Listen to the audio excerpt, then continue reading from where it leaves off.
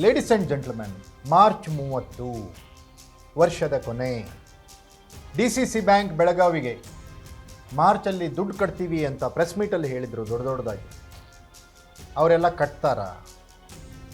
ಕಟ್ಟಿದಾರ already? ಕಟ್ಟಲಿಲ್ಲ ಅಂದರೆ ಮುಂದೇನು? DCC ಬ್ಯಾಂಕ್ ಬೆಳಗಾವಿಯಲ್ಲಿ ಅಕ್ರಮಗಳು ನಡೆದಿರೋದ್ರ ಬಗ್ಗೆ ಫೋಕಸ್ ಟಿವಿ ಎಕ್ಸ್ಕ್ಲೂಸಿವ್ ಆಗಿ ಸುದ್ದಿಯನ್ನು ಮಾಡಿತು. ಆದರೆ ಇನ್ನಷ್ಟು ಅಪ್ಡೇಟನ್ನು ಬಿಗ್ ಸ್ಟೋರಿಯಲ್ಲಿ ನಾನು ನೀಡ್ತೀನಿ. ನೆಲ ಜಲ ಭಾಷೆಗಾಗಿ ಪ್ರಾಮಾಣಿಕ ಪತ್ರಿಕೋದ್ಯಮ, ನಾನು ಹೇಮಂತ್.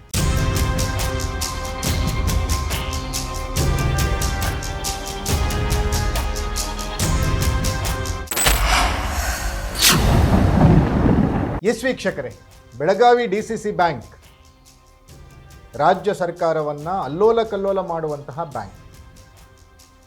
ಆ ಬ್ಯಾಂಕಿಗೆ ನಡೆಯೋ ಚುನಾವಣೆ ಅಂದರೆ ಏನು MLA ಎಲೆಕ್ಷನ್ಗಿಂತನೂ ಒಂದು ರೀತಿ ಜಾಸ್ತಿ ಕುತೂಹಲ ಮೂಡಿಸುತ್ತೆ. ಅಷ್ಟು ಲಾಭ DCC ಬ್ಯಾಂಕಲ್ಲಿ ಏನಿದೆಯೋ ಗೊತ್ತಿಲ್ಲ, ಯಾಕಷ್ಟು ಪ್ರತಿಷ್ಠೆನೋ ಅದು ಗೊತ್ತಿಲ್ಲ. ಆ DCC ಬ್ಯಾಂಕ್ನಿಂದ ಜಯಶೀಲ್ ಶೆಟ್ಟಿ ಎಂಬಾತನಿಗೆ ನಿಯಮಗಳನ್ನು ಮೀರಿ ಕಾನೂನು ಬಾಹಿರವಾಗಿ 120 ಕೋಟಿ ರೂಪಾಯಿ ಸಾಲವನ್ನು ಕೊಟ್ಟಿದೆ ಅಂಥೇಳಿ ಫೋಕಸ್ ಟಿವಿ ಬ್ರೇಕ್ ಮಾಡಿತ್ತು. ಅದಾದಮೇಲೆ ಹೊತ್ಕೊಳ್ತು ನೋಡಿ ಬೆಂಕಿ. ಯಾರ್ಯಾರೋ ಏನೇನೋ ಹೇಳಿದರು. ಬಾಲಚಂದ್ರ ಜಾರಕಿಹೊಳಿಯವರು, ಮಾಜಿ ಮಂತ್ರಿಗಳು, ಪ್ರೆಸ್ ಮೀಟನ್ನು ಕರೆದು ಹೇಳಿದರು, ಇಲ್ಲ ಆತ ಭಾಳ ಸಭ್ಯಸ್ಥ, ಆತನ ಬಗ್ಗೆ ಸರ್ಟಿಫಿಕೇಟ್ ಕೊಟ್ಟರು ಇವರು. ಅದು ಇವರು ಯಾಕೆ ಕೊಟ್ಟರೋ ಗೊತ್ತಿಲ್ಲ, ಅವನು ಬೇರೆ ಇವರು ಬೇರೆ. ಅವನ ಬಗ್ಗೆ ಇವ್ರು ಯಾಕೆ ಕೊಟ್ಟರು ಸರ್ಟಿಫಿಕೇಟು ಗೊತ್ತಿಲ್ಲ. ಅವರು ಹೇಳೋ ಪ್ರಕಾರ ಇಲ್ಲ, ಆತ ಭಾಳ ಸಭ್ಯಸ್ಥ, ಆತನಿಗೆ ಬಿಲ್ ಬರೋದಿದೆ, ವಾಟರ್ ರಿಸೋರ್ಸ್ ನೀರಾವರಿ ಇಲಾಖೆಯಲ್ಲೇನೋ ಕೆಲಸ ಮಾಡಿದ್ದಾನೆ, ಅದು ಬಂದ ತಕ್ಷಣ ಕಟ್ಟಿಬಿಡ್ತಾನೆ. ಅಂದರೆ ಒಂದಕ್ಕೊಂದು ಸಂಬಂಧ ಇಲ್ಲ. ಇದು ಜಯಶೀಲ್ ಶೆಟ್ಟಿ ಸಾಲ ತೊಗೊಂಡಿರೋದು ಯಾವುದೋ ಒಂದು ಜಮೀನಿನ ಮೇಲೆ. ಆ ಜಮೀನಿನ ಬಗ್ಗೆನೂ ಗೊಂದಲಗಳಿದ್ದಾವೆ. ಆ ಜಮೀನು ವಿಚಾರನೂ ವ್ಯಾಜ್ಯ ಇದೆ. ಆ ಜಮೀನು ಸರ್ಕಾರದ್ದೇ ಅಂತ ಸರ್ಕಾರನೇ ಹೇಳ್ತಾ ಇದೆ. ಸರ್ಕಾರಿ ಜಮೀನನ್ನು ಸರ್ಕಾರಿ ಬ್ಯಾಂಕಿಗೆ ಒತ್ತಿ ಇಟ್ಟು 120 ಕೋಟಿ ಸಾಲ ಪಡೆದಿರೋ ಜಯಶೀಲ್ ಶೆಟ್ಟಿ ಸಬೂಬ್ ಏನಪ್ಪ ಅಂದರೆ, ಯಾವುದೋ ಬಿಲ್ ಬರ್ತಾ ಇದೆ, ಬಂದ ಮೇಲೆ ಕಟ್ತಾರೆ.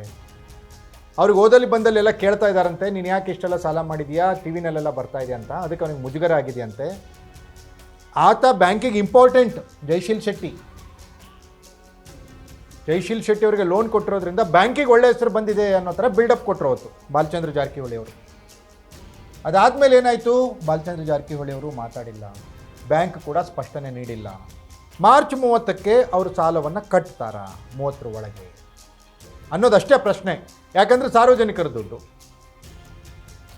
ಸಾರ್ವಜನಿಕರಿಗೆ ಕಷ್ಟ ಅಂತ ಬಂದಾಗ ಬೇಕಾಗಿರುವಂಥ ದುಡ್ಡು, ರೈತರ ದುಡ್ಡು, ಅದನ್ನು ಈ ಜಯಶೀಲ್ ಶೆಟ್ಟಿ ವ್ಯವಹಾರಕ್ಕೆ ಕೊಟ್ಟಿದ್ದಾರೆ ಸಾಲ ಅಂತ. ಮಾರ್ಚ್ 30ರೊಳಗೆ ಅವ್ರು ಕಟ್ಟಿದರೆ ಮುಗಿತಪ್ಪ, ಪ್ರಾಬ್ಲಮ್ ಇರಲ್ಲ. ಆದರೆ ಕಟ್ಟಲಿಲ್ಲ ಅಂದರೆ ವಾಟ್ ನೆಕ್ಸ್ಟ್?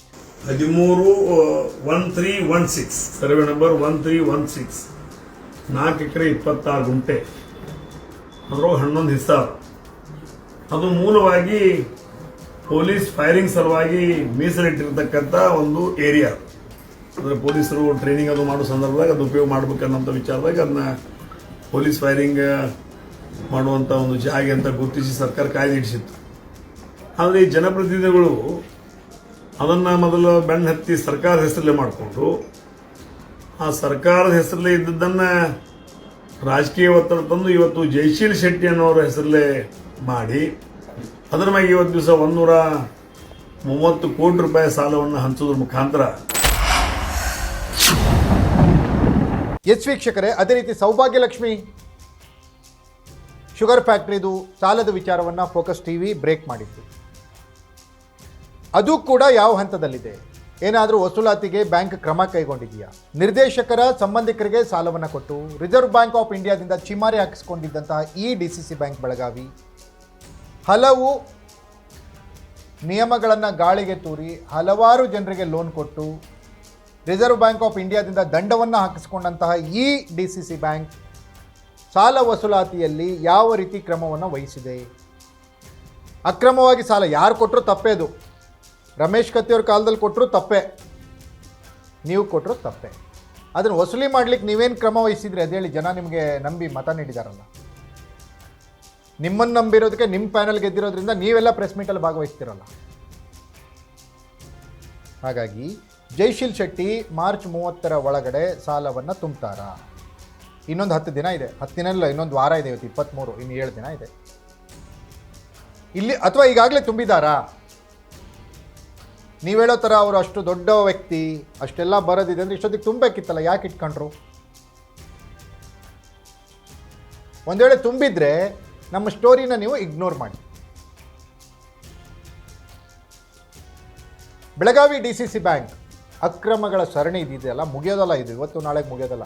106 ಎಪಿಸೋಡ್ ಮಾಡುವಂಥದ್ದಿದೆ. ಎಷ್ಟು ಜನ ಕಾಲ್ ಮಾಡ್ತಾರೆ ಬೆಳಗಾವಿಯಿಂದ? ಎಲ್ಲವನ್ನ ಮುಂದಿನ ದಿನಗಳಲ್ಲಿ ಹೇಳ್ತೀನಿ. ಜಯಶೀಲ್ ಶೆಟ್ಟಿ ಅವರಿಗೆ, ಘಟಪ್ರಭಾದವರಿಗೆ 12 ಎಕರೆ 120 ಕೋಟಿ. ಅದು ನಾನ್ ಅಗ್ರಿಕಲ್ಚರ್ ಲೋನ್ ರೀ. ಅದು ನಾನ್ ಅಗ್ರಿಕಲ್ಚರ್ 12-13 ಹೇಳಿ 12 ಅದು ಅದ್ರ ವ್ಯಾಲ್ಯೂಯೇಷನ್ 100 crore ಆಗ್ಯದ. ಅದಲ್ದನು ಅವ್ರದ್ದು ನೋಡ್ರಿ, ಮುಂದಿನ ಗೌರ್ಮೆಂಟ್ ಕೆಲಸ ಸಿಕ್ಕೋದು ನಾವು ಇದನ್ನ ತೊಗೊಂಡೆವು, 1100 ಕೋಟಿದ ಕೆಲಸದ ಇದನ್ನ ತೊಗೊಂಡೆವು. ಅದಕ್ಕೆಲ್ಲ ಡಾಕ್ಯುಮೆಂಟ್ಸ್ ಅದಾವ್ರಿ. ಮತ್ತು ಈಗಾಗಲೇ ಕ್ಲಿಯರ್ ಅದ ಲೋನ್. ಅವ್ರು 12 ಎಕರೆ ಜಮೀನು ಕೊಟ್ಟಿಲ್ಲ, 4 ಎಕರೆ ಜಮೀನು ಕೊಟ್ಟಿದ್ದಾರೆ. ಅಂದ್ರೆ ಕಮರ್ಷಿಯಲ್ ಲ್ಯಾಂಡು, ಎನ್ ಎ ಆಗಿದ್ದ ಲ್ಯಾಂಡು, ಅದ್ರ ವ್ಯಾಲ್ಯೂಯೇಷನ್ 100 ಕೋಟಿ ಐತಿ ರೀ. ಬೆಳಗಾವ್ದಾಗ ಐತಿ, ನಿಮಗೆ ಹೋಗಿ ನೋಡ್ಬೋದ್ರಿ. ಹೇಳ್ತು ಜಾಗ ರೀ. ಎಷ್ಟು ಅಪಪ್ರಚಾರ ಮಾಡತ್ತಾರ ಅಂದ್ರೆ 12 ಎಕರೆ ಅಂದ್ರೆ ಅಗ್ರಿಕಲ್ಚರ್ ಜಮೀನು ಕೊಟ್ಟಿದ್ದಾರೆ ಅಂತ. ಮಂದಿಗೆ ಮಿಸ್ಗೈಡ್ ಹೆಂಗಾಗತ್ತೈತೆ ಅಂದ್ರೆ, ಜಯಶೀಲ್ ಶೆಟ್ರಿಗೆ ಅವ್ರು ಲೋನ್ ತೊಗೊಂಡು 8 ತಿಂಗಳು ನಮ್ಮ ಬ್ಯಾಂಕಿಗೆ 8 ಕೋಟಿ ಬಡ್ಡಿ ಕಟ್ಟಿರವ್ರು. ಅವ್ರು ನಮ್ಮ ಕಡೆ ಬಂದು ಹೇರವ್ರು. ಅವ್ರು ಗೌರ್ಮೆಂಟ್ ಆಫ್ ಕರ್ನಾಟಕದಾಗ ಇರಿಗೇಷನ್ದಲ್ಲಿ 700 ಕೋಟಿ ಬಿಲ್ ಪೆಂಡಿಂಗ್ ಐತಿ ಬರೋದ್ರಿ. ಅವ್ರು ಹೇಳು ಫಸ್ಟ್ ಆ ಬಿಲ್ ಬಂದ ನಂತರ ಕೈ ಮುಗಿದು ನಿಮ್ಮ DCC ಬ್ಯಾಂಕ್ ರೊಕ್ಕ ಕೊಟ್ಟಿದ್ದಾನೆ. ಇಡೀ ಕರ್ನಾಟಕ ತುಂಬ ನಮ್ಮ ಅಪಪ್ರಚಾರ ಆಗಿ ಎಲ್ಲರೂ ಕೇಳತ್ತಾರ. ಯಾಕಂದ್ರೆ ನಾನು 8 ಕೋಟಿ ಬಡ್ಡಿನೂ ಕಟ್ಟಿನಿ ನಿಮ್ಮ DCC ಬ್ಯಾಂಕ್ ರೆಗ್ಯುಲರ್ ಆಗಿ. ಸಾಲ ತೊಗೊಂಡು ನಾನು ನ್ಯಾಷನಲೈಸ್ ಬ್ಯಾಂಕ್ ಹೋಗಿರಿ 8.5% ಸಿಗ್ತಿತ್ತು.